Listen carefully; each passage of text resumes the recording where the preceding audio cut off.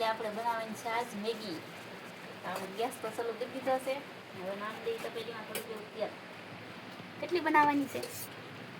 2 આપણી 2. તો આપણે કેટલું તેલ? હવે નાખવાનું છે જીરું. તેલ આવી ગયું છે, જીરું નાખી દીધું. હવે નાખવાની છે ડુંગળી, ટમેટું ને લીલું મરચું. પેસ્ટ નાખવાનું છે.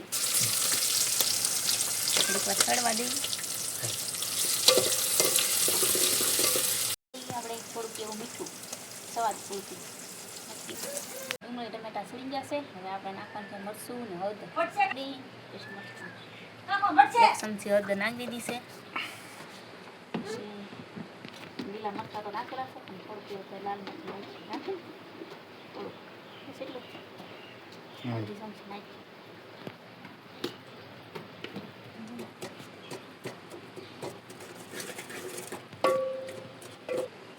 એક ગ્લાસ પાણી નાખી દઈએ.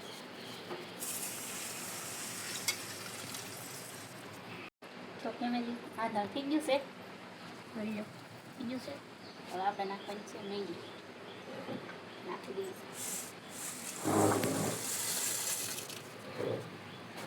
ઘણી વાર પાકવા દઈએ. હવે આપણે નાખવાનો છે મેગી મસાલો. પહેલાં આપણે ચમચા નાખી દઈએ, પછી તપેલી નાખીએ.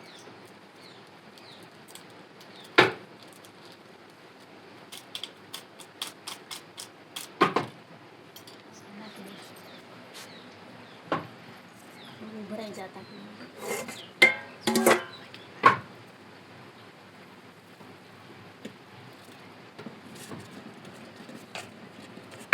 હવે એને એક વાર પાકવા દઈ.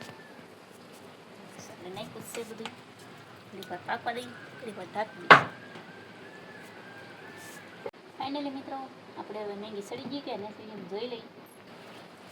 મને તો એવું લાગે છે કે સડી ગઈ તો સડી ગઈ છે. આપણે સડી ગઈ છે તો હવે ઉતારી લઈએ. સડી ગઈ છે.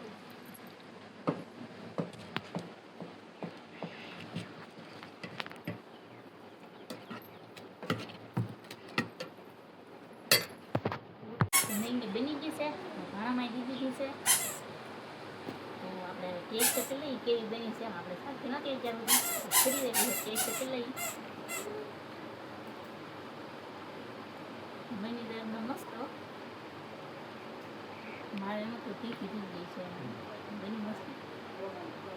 આપણે તો ગરમ ગરમ ખાવા માંડી છે.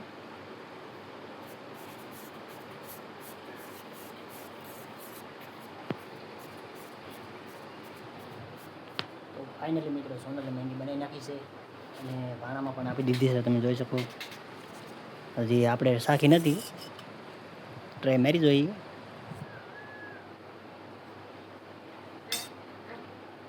મસ્ત બન્યો. તો આવી રીતે આપણે સોનલ મેગી બનાવે છે અને મેગી પણ મસ્ત બની છે. તો આજનો વિડીયો પણ આપણે પૂરો કરવાનો છે. તો મેગી કેવી લાગી બધા તમે કેમ બનાવો કોમેન્ટ કરતા જજો. અમે તો આ રીતે બનાવીએ છીએ. તમે કેમ બનાવો એ બધા કોમેન્ટ કરી દેજો અને સાથે સાથે નાનકડી એવી કોમેન્ટ પણ કરી દેજો અને સબસ્ક્રાઈબ પણ કરતા જજો નવા હોય તો. તો મળીએ નવા બ્લોગમાં. ત્યાં સુધી બધાને બાય બાય.